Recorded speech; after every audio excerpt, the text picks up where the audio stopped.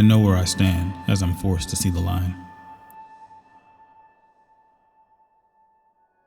The enemy would blur it if I'd let him, but I'm constantly reassured of my place in God's kingdom as I'm brought to the line again and again, being asked to reconsider my position and having to choose the same side once more. It's my pleasure to make known where I stand as a reminder to heaven and hell, because compromise creeps into crevices of doubt over time, diluting decisions and making the call less clear. But I'm strengthened by the fire of God and find myself choosing plainly each day that my house will serve the Lord, and we will never shy away from that standard as our basis for life.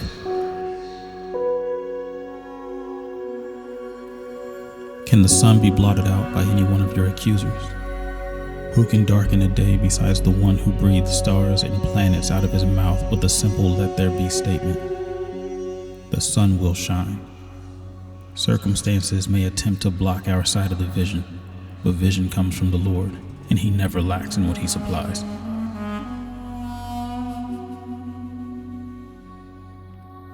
A great complacency has swept the nations. Who will cry out? Who will make the call? Who will emerge with their will within His will, which cannot be broken? Darkness has blanketed the earth. Whose faces will shine with the glory of God? Confusion and identity crisis have established themselves as worthy demons to fight for keeping. These demons that kill us call themselves rights, and people have been convinced to fight for their own demise. The babies who aren't murdered by law are soon sexualized, and both rights are seen in line with justice and freedom. The mouths of the prophets have been shut, and followers of Jesus have been bullied into their cages. Many have turned away from their callings. Their ears are dull, and they've become numb to the cry of the Shofar. But we cannot hide in political or religious fear as the world decays, and we cannot find acceptance by agreeing with the times. When the world validates your voice, viewpoints, and reasoning, you are most likely walking in deception. Having the mind of Christ wouldn't position anyone to receive accolades from the world so comfortably. The world only knows wickedness, and God's people have been led astray by it. We praise twisted truths that flow from the bitter decrees of hurting people, which form perverted realities in our minds and hearts until no single wholesome thought is acceptable to the masses. Would you hitch your wagon to a sick, hurting, and dying horse and confidently expect it to pull you throughout your whole journey? Don't do that with your life. Now is the time, as always, to draw a line in the sand between your reputation and the truth.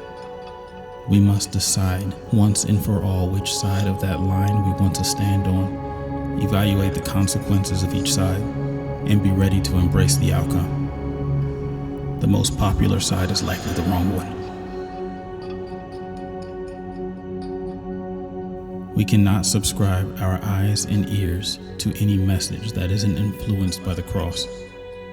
We cannot find security in any covering that is not the blood of Jesus covering a multitude of sins. We cannot be fascinated by elegant and strategic religious messages that avoid the call to salvation, deliverance, healing, and freedom.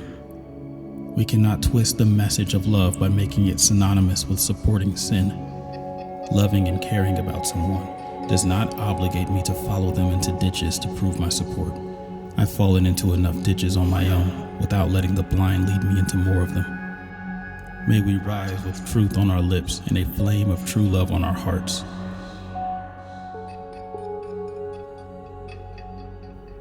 Many have turned against their churches to partner with the times.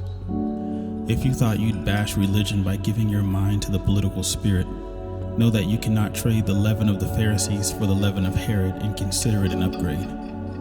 And if you thought you'd bash religion by becoming ultra-spiritual, please know that your spirituality alone means nothing to a fallen world. We must return to our first altars, stepping away from false causes to rediscover real purpose.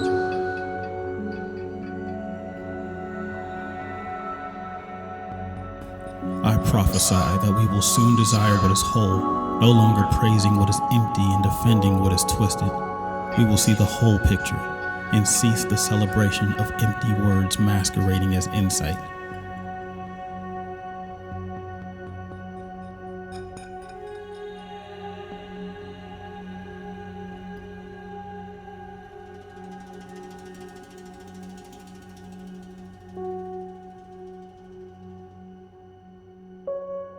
Hear the word of the Lord.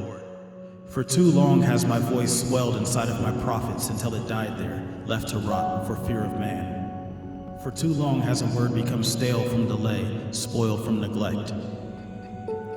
May the word I place in your belly be released when ripe, like fresh fruit for the nations. Who I've made you to be, and reproduce.